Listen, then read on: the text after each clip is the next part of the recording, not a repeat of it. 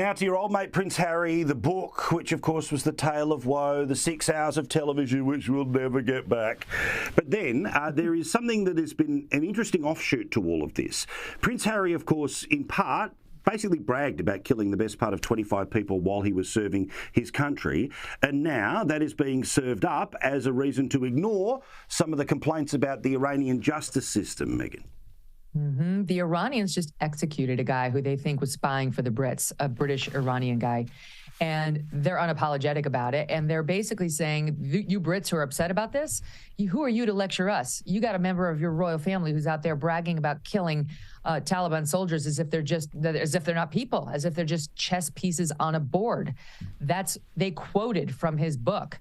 So, my number, 25.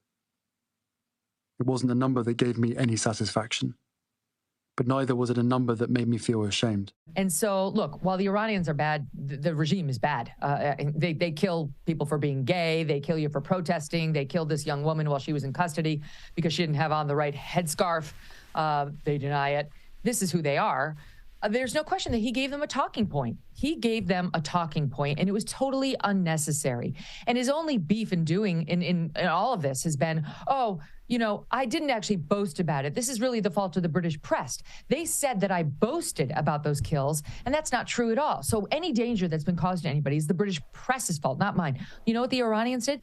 They're upset about the fact that he said chess pieces on a board. That doesn't come from the British press. That comes directly from Prince Harry, but as always, he cannot take responsibility for anything, Paul. He should just come out and say, on second thought, on further reflection, I shouldn't have included that in the book. Here's where my intentions were. It was poorly executed. I'm sorry. Yeah, exactly. And it reminds me a little bit of when he turned around and in promoting things suggested, we never said that the royal family was racist. That was just the way the media interpreted it. Hang on. You openly inferred that a member of the royal family was talking about what colour the baby would be. That, by inference, is racist. They sat back and didn't interrupt Oprah when she was doing the whole what of it.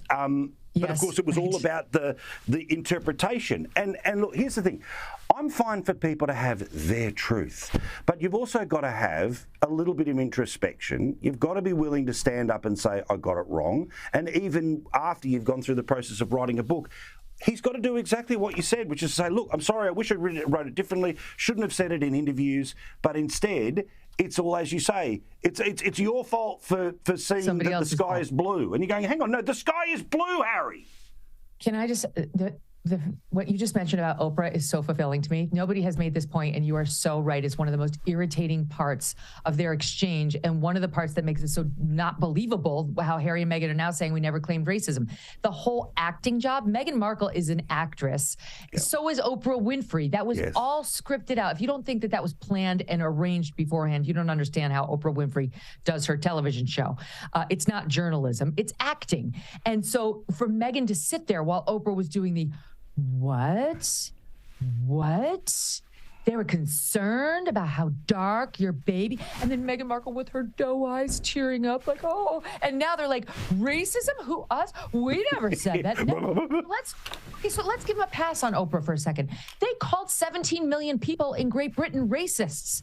That they unequivocally did a month ago in their Netflix documentary. So they love to throw that charge around. This same couple that's running around saying the British press is mean. They use nasty words about us. That apparently just got this one guy fired from his online deals with Amazon because he wrote a nasty column about Meghan. They want him fired even though he apologized. Where's their apology to the 17 million Brits, to the royal family for spewing claims of racism, which when false are more pernicious in some cases than actual racism, because it leads people to disbelieve actual cases of racism. That's what they did.